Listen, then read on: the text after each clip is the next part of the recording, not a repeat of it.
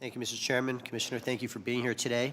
Sir, as you're aware, the IRS placed a moratorium on processing of new employee retention credit claims through the year's end to allow the IRS to add more safeguards to prevent future abuse and to protect businesses from predatory tactics.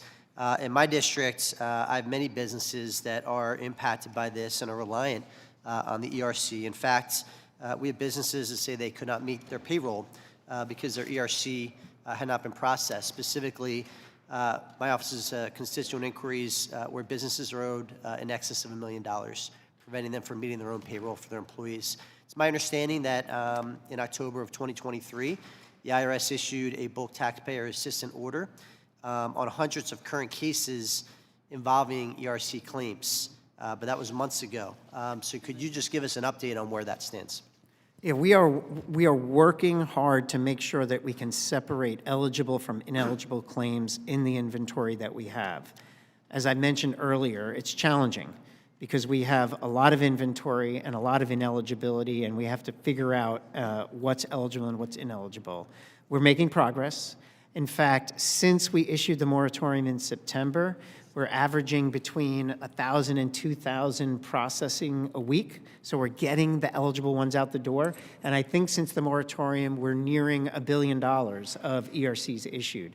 So I think we're meeting our promise to make sure that the moratorium didn't stop us from processing claims that were received before the moratorium. But it's challenging because it's a very complicated program. Eligibility is tough to weed out from ineligible, but it's a focus point for sure.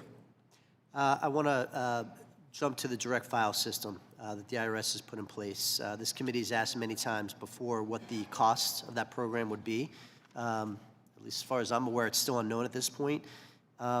First, why did the IRS and Treasury feel it was necessary to create a direct file system when industry already provides many of these options for free to taxpayers? And secondly, could you explain how you concluded and how the IRS concluded that they were authorized to do this, to create, maintain, and update a direct file tax preparation platform? Yeah.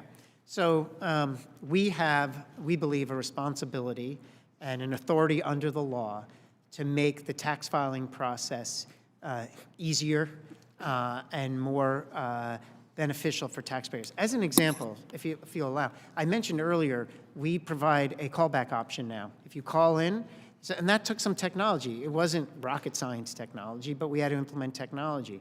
We didn't have to go to the code and determine was there specific language in the tax code that says, IRS Commissioner, you have the authority to offer a callback option in the call center.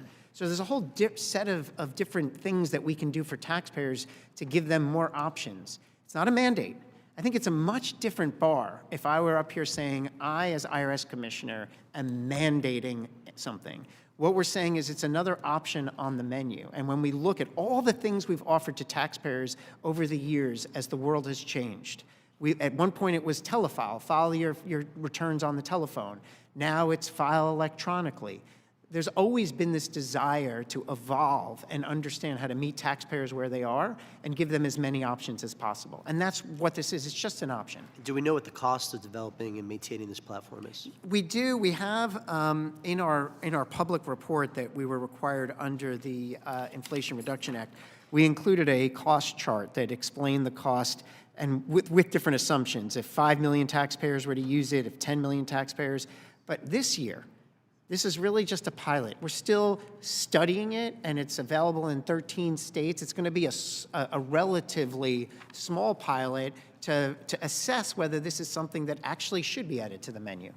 Thank you. I yield back, Mr. Chairman.